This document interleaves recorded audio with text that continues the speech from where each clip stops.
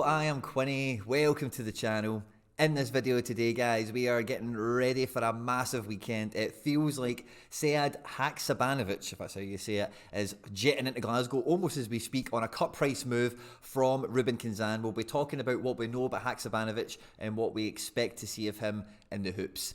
Also, we've got a huge game at the weekend. We're playing Hearts, and last week I did a predicted 11. It went out on Wednesday. I got 11 out of 11, but I don't know why, but no one seems to like predicted 11s for Celtic on a Wednesday, so I thought I would do mine today on a Thursday, and hopefully you will enjoy it and maybe more of you find it today. So that's the main kind of things we'll be breaking down the video, along with the predicted 11 for Hearts. There's just a wee kind of mild summary on what we've seen to this point and why I expect.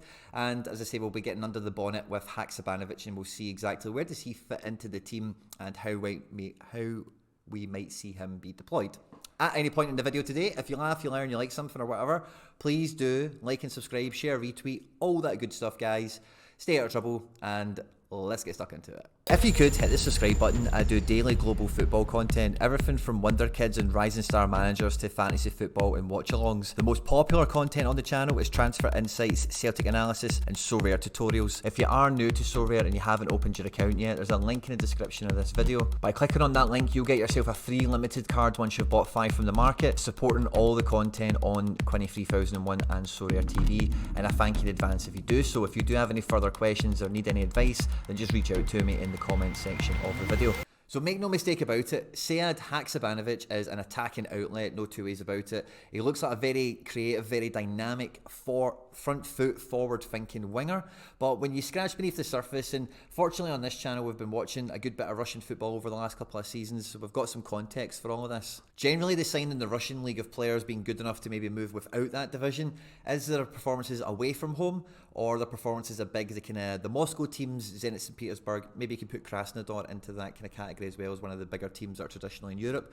Rubin Kazan, of course, are of that mould also, but they're not at their best. You know, Rubin Kazan have been stronger in years gone by. Every match that I look at for Haksabanovic, where he's performed very well in the team, even if it's been in defeat or victory, he's winning a lot of tackles. This guy is net duels, so between duels lost and duels won, he tends to win a significant percentage of them, and he's always good for a couple of interceptions as well over the 90 minutes, as well as all the normal attacking statistics that you would expect to see from a winger, like box entries and that sort of thing. Now, even from this Lokomotiv Moscow game here at home, CSKA Moscow at home as well is one of his best performances. He got an assist in the match, and like I've already mentioned, this guy wins tackles, his net duels +5 there, an interception, as well as fantastic attacking output. He got into the box 6 times, had 2 attempted assists on top of his actual assist, made 1 big chance out of those 2 attempted assists, won some contests within the box, got some shots away on target.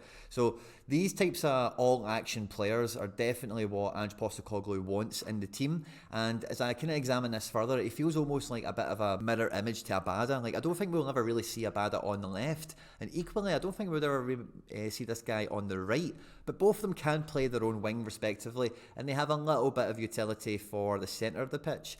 With this guy having some attacking midfield experience, maybe that's why I was kind of drawn to that Kalado comparison earlier. In this game away to Nizhny Grozny, I can't say their name properly, but again, he's got a double-double, so he's picked up a bunch of defensive actions, 5 tackles in a very difficult away fixture, 9 duels won, none lost, no interceptions, and then fantastic attacking output, 4 shots on target, 3 attempted assists, 12 penalty area entries, and he has also missed a big chance himself, so he could have got a goal on this and really ran away with his score in a big way. But this is definitely a guy I'm excited about because his scores are good in fixtures you would expect his scores not to be good. Away to Zenit St. Petersburg, yes, he's got an assist here, but again, when we look at there's a tackle won, he's got an interception, he's got +4 duels won. He's a very combative winger. He's not shy at getting down and dirty and getting back with the press, winning the ball.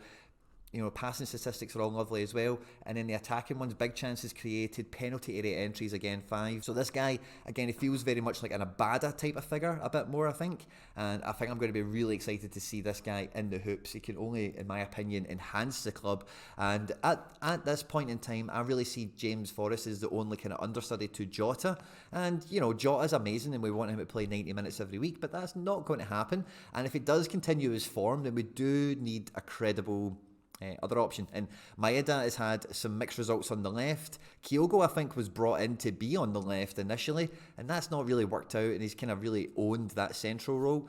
So there is more than one option here, but I think this Haksabanovic is the safest option. Like, he is a left winger of a good nick, and he should integrate well. I don't think we're going to see him start before the Rangers game, really. Maybe he'll come off the bench or something for Ross County or something like that. Stranger things have happened, but I think this will be a slow integration signing, similar like we've seen with like Moy and Ideguchi, and even maybe, I don't know, Jens, I suppose, has went in quite quickly, but he had a full pre-season. Haksabanovic with the whole Russia situation, I don't think he's been as connected, if that makes sense. So, TBC on that one, might be a bit more of an integration sign on that front. But very exciting, great signing, and, we're just going further and further to not just creating a first 11, but actually creating a fantastic squad, because I was thinking about this in preparation for the video, but quite often we've got great players, and then as soon as we sell them, it's like, what do we do now? Who do we play? We've got no depth. But now, like, if we did sell Jota in a year from now, if this guy's good, you're not even thinking about who do we play. You think, okay, well, Haksabanovic is going to play. Can he step up a bit more as the conversations, rather than who do we get? Who do we play? What do we do now? Kind of idea. So I love that, and long may it continue. I went into this kind of topic in a lot more detail on the Celts Are Here flagship podcast. If you just go onto any podcast provider and look for Celts Are Here, all one word, no spaces, you should be able to find it. It's on YouTube as well. And I go into that kind of squad depth kind of dynasty angle that the club feels like it's adopting with maybe some of its loans and whatever there. So be sure to check that out when it goes live. Now, for the starting 11 against Hearts, the only difficulty I really have in this selection, in my mind anyway, is the centre back. Just who is, how, why did Jens get subbed off? How's he feeling now? The manager's comments afterwards made it seem like, it was just a precaution. He was walking about fine after the game. There was no worries. There's been no noises ever since. If that is the case and Jens is 100% fit, I make Jens good to start. So I think the back four will be completely unchanged. We'll be going with Greg Taylor, Moritz Jens, Cameron Carter-Vickers and Josip Juranovic with Joe Hart in goals. The midfield three, I think we're going to get a change here. I personally thought that Turnbull was terrible against Kilmarnock. I was on Twitter Spaces with Celtic Fans TV, and I was saying to them at half time, it felt like Turnbull was playing like a guy who knew he was getting benched next week, because he was snatching at everything.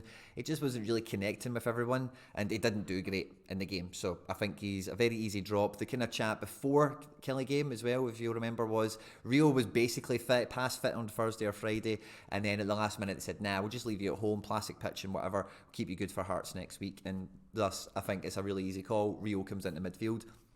And in the front three, again, I don't see any change. We're looking at Jota, Kyogo and Maeda. And, Maeda had a lot of doubters going into that game. And the assists, we'll maybe put some of the detractors at bay, if you like. But what we really need to see from these guys is their ability to interplay and swap position as the play is fluid and moving forward, because the build-up play that we typically see from Celtic often looks like this once we get into the final third, if we're trying to catch a team in transition or a counter-attack. But if the players don't have that ability to come in here and change up play with each other so that they can create different situations for different passing opportunities that the defenders haven't quite studied or worked out, that kind of thing, then we're going to get sussed out, and then that's when it becomes very difficult to break teams down, and teams will forever struggle to defend against you if your play can be as fluid as, being able to swap positions all the way through the game regardless of play and that kind of thing. So the front three are still going to get these high value minutes, I feel, that are going to make the difference towards the back end of the season, and long may that continue. I think we're getting towards the end of this kind of extended pre-season stage that the manager's spoken about, and I think after this game that the manager will now be playing like the team that should be running into September, like the best team, with everyone fit and available. Everyone's kind of had a fair crack at the whip, and obviously with the new signing coming in, he'll just be a wee bit of fresh blood into training for the first week or two, and really keep the gas on the fire, if that makes sense, at training, keep things tight and moving forward. And yeah, with the variety that we've got and with the competition that there is for places, the game at the weekend, I'm super hyped for it. I would love it to be something crazy, over crazy goals. You know what I'm talking about. I don't need to say it and jinx it.